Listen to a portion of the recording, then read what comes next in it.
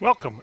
In 8.1, we were looking at exponents and combining exponents. We found out that sometimes we need to add exponents, sometimes we need to multiply them. Hopefully we understand that and we're not memorizing rules.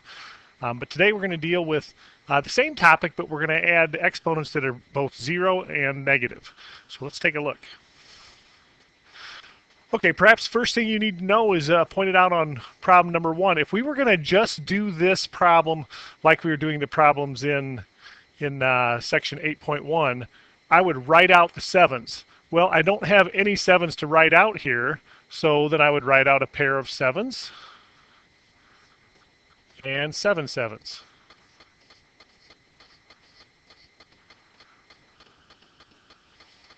And we realize that we end up with 7 to the 9th. And we say, well, wait a minute.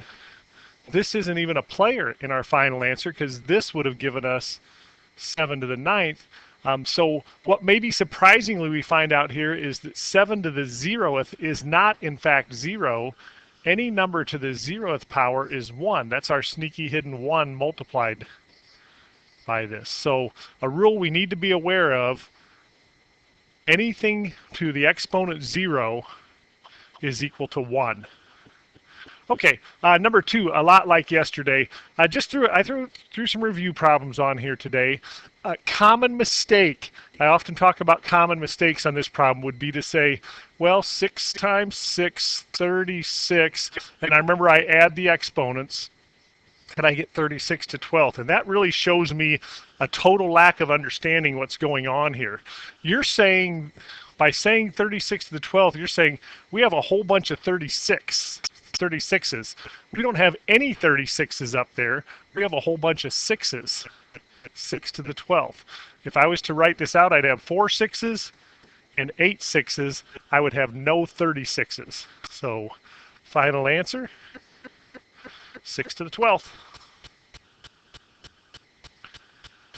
Okay, so we just talked about our special rule. 4 to the 0th is 1. We still have 1 to the 3rd. Common mistake, 1 to the 3rd is 3, but 1 to the 3rd is not 3. 1 to the 3rd is 1 times 1 times 1, or 1. How else could we do this? We could use our rule that says we have 3 groups of 0 4s. Well, 3 groups of 0 would be 0 and 0 and 0, 0. So we have just 4 to the 0th. Remember, we're multiplying these because it's 3 groups of 0. And 4 to the 0th, we've learned, is 1. Okay? So once we get down that rule and we resist the temptation to call something to the 0th 0, things get pretty easy. Here we have x to the 0th. That is 1. Anything to the 0th power is 1. Doesn't mean the final answer is 1. I still have times 2x cubed. So 2x cubed. And you may say, well, is this supposed to be 2 or is this 2 to the 3rd? But exponents are lazy. That 3 only is being told it has to work on the x. So final answer.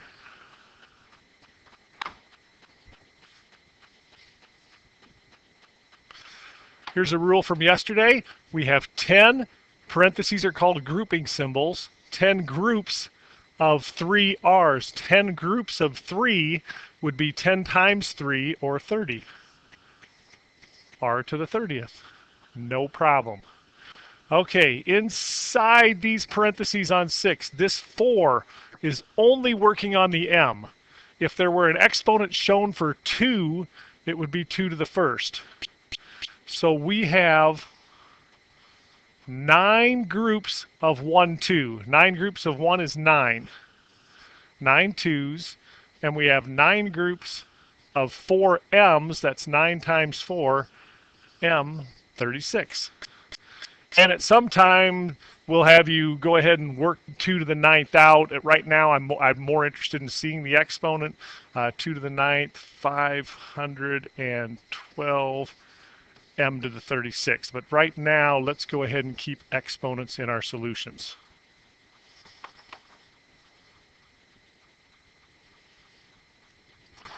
Now, negative exponents. We don't treat negative exponents any differently with one exception, and you'll see that in just a moment. But if I had, excuse the interruption. This morning in the AP group at 8 o'clock. Tea club meetings this morning, 8 o'clock in the upper AP room. Okay. If this was, say, 2 to the third times 2 to the fourth, we'd know that that's 2 to the seventh if we wrote them all out. So we just add the exponents. No different. We just add the exponents, and we get 2 to the negative 6 plus 5. Negative 6 plus 5 is negative 1. However, it is often considered improper to have a negative exponent in a solution. And here's what negative exponents do. Negative exponents always work well in fractions. So I'm going to write this as a fraction. And a negative exponent of a factor in a fraction is just what I consider an elevator ride. This 2 to the negative first is going to go down to the bottom, joining the 1, so I get 1 times 2. The exponent negative 1 becomes positive 1. And what's left behind for the top? Well, there's always a sneaky 1 in front.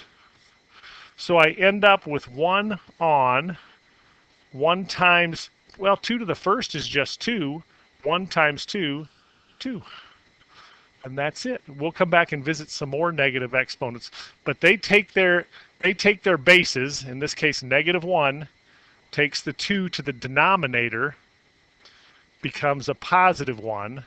Or they would take, for instance, if let's say I had 3 over 2x to the negative fourth. This negative 4 is only acting on the x. It will take it to the numerator and become positive. The 2 is left behind because, again, exponents are negative. The negative 4 is not in charge of the 2. Okay, so as I said earlier, mixing some review problems in. This is not 4 to the 0th. This is 4 to the first.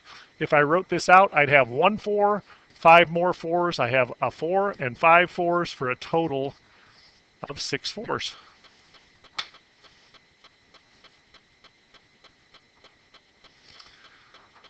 Okay, if I had, number 9, if I had 2 to the third to the fourth, at this time we should all know that is 4 groups of 3 or 12 2s. And we realize, hey, we multiply this. Well, we're going to multiply these. And I get 2 to the negative 1 times 2, 2 to the negative second, but I'm not to have negatives in my exponents.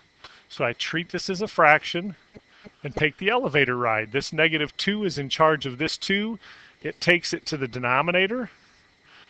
It becomes a positive 2 when it switches, leaves behind the sneaky hidden 1. So we get 1 over 1 times anything stays the same. So either 1 on 2 squared or 1 on 4. Okay. So number 12, again, read this from the outside. 4 groups of 3 threes. 4 groups of 3 threes. 4 groups of 3 is 4 times 3, 12. Not saying this is easy, but I am saying once you get this down, it's very, very quick.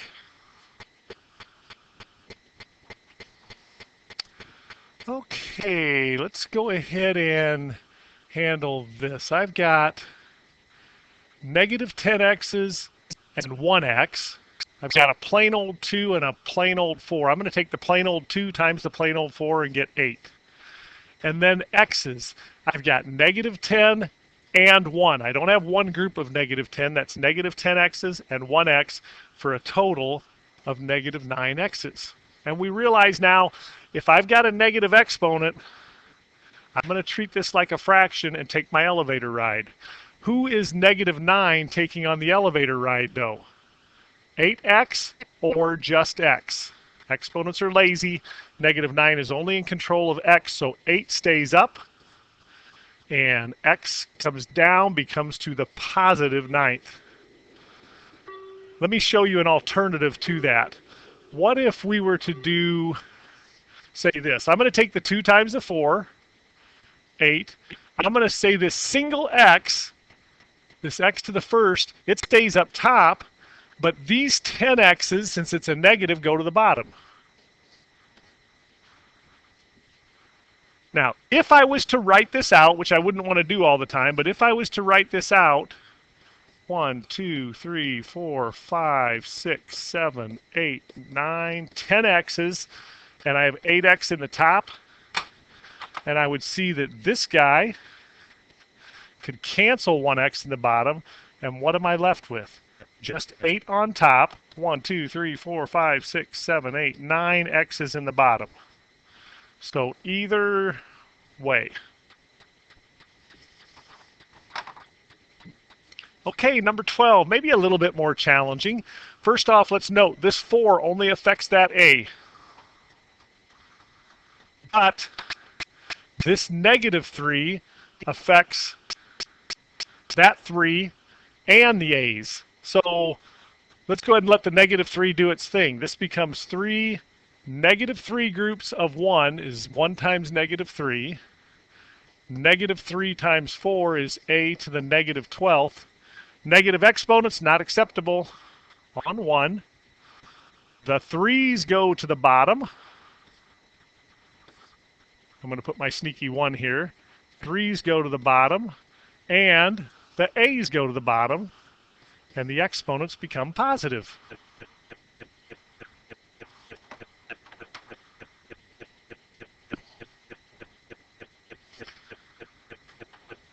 Okay, maybe I'll show 13 a couple of ways as well.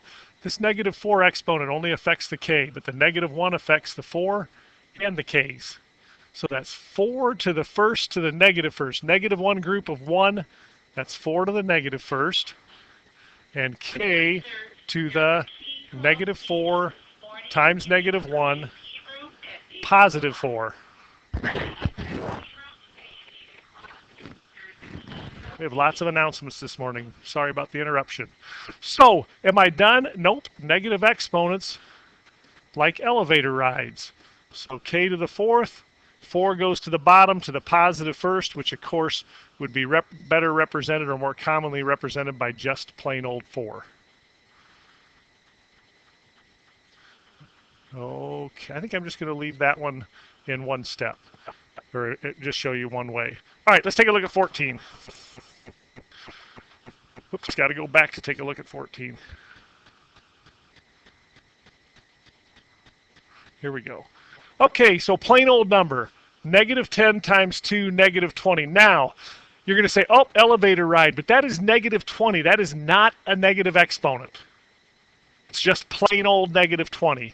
Now let's take a look at x's. I've got 1x and negative 2x's. 1x and negative 2x's. 1 and negative 2 is negative 1. That's an elevator ride. I've got negative 6y's and 8y's. Negative 6 plus 8. Positives win by 2. So who's on the elevator ride?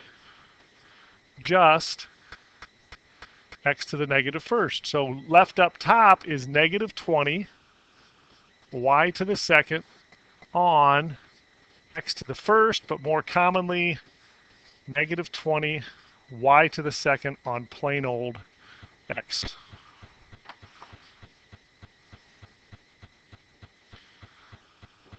So they can start to make these things look big and horrible, but it shouldn't cause much problems for us here.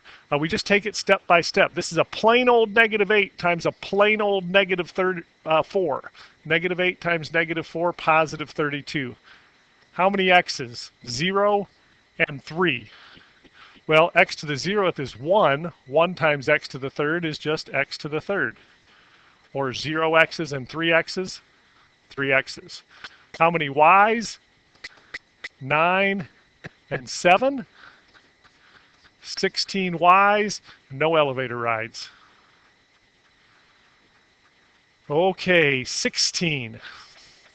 Notice we have a negative and a negative exponent, but this is a plain old negative. And when I have plain old negatives, the first thing I like to do is determine whether my answer is positive or negative. In this case, this 5 affects the y's, the x's, and the negatives. We have 5 negatives. If we have 5 negatives, our final answer is negative. An odd number of negatives, Final answer negative. Then, read from the outside, 5 groups of negative 9. That is x to the negative 45. And 5 groups of 0, that's 0, y to the 0th. Well, 2 things I can clean up. 1, I've got an elevator ride. And 2, y to the 0th is just 1. So in the top, I still have a negative. Exponents are lazy, doesn't take care of that negative, just the x. I still have a negative. Y to the 0th is 1. And elevator ride, x to the negative 45th goes to the bottom, x to the positive 45th.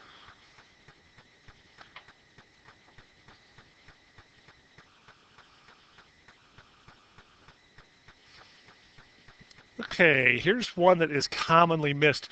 We get kind of excited when we see this 0. We say, oh, that makes things 1. Well, what does that 0 turn into 1? The 3u or the u? Exponents are lazy. That 0 is only governing the u, so u to the 0th is 1.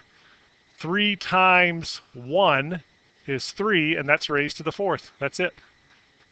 You may work that out. Hopefully you would get 81. But at this time right now, I'd be happy with this.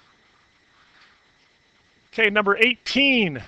Often in class, I'll have students raise their fingers just to say how many something's going on. In this case, I'd ask how many negatives are there really in this problem? And I suspect some students would say, well, there's 3 here and either 1 or 4 here.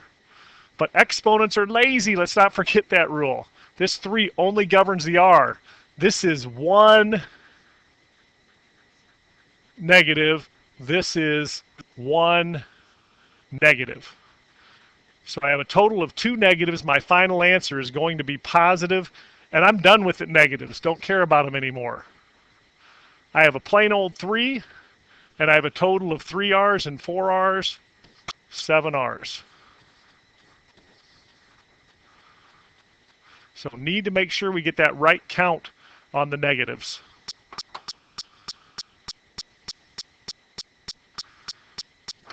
In this problem, I have a single negative, so my final answer when multiplied is going to be negative. I've got a 3 times a 3, so either 3 to the second or 9, and I've got nx times nx, x squared. So one of those 2 solutions.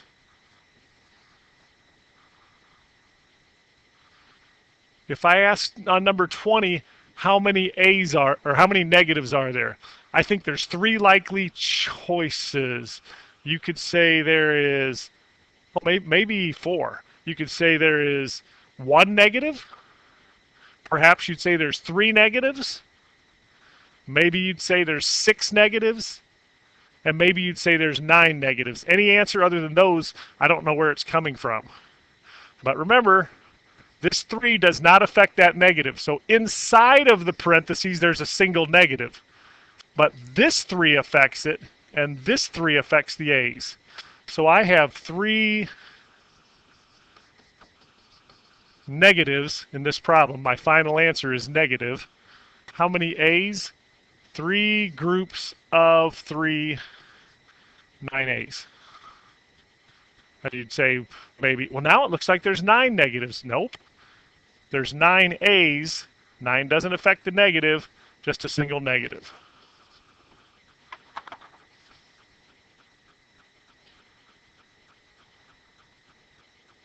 And that is a repeat of the same problem. And I hope that was helpful. Stay tuned and let's get some good practice.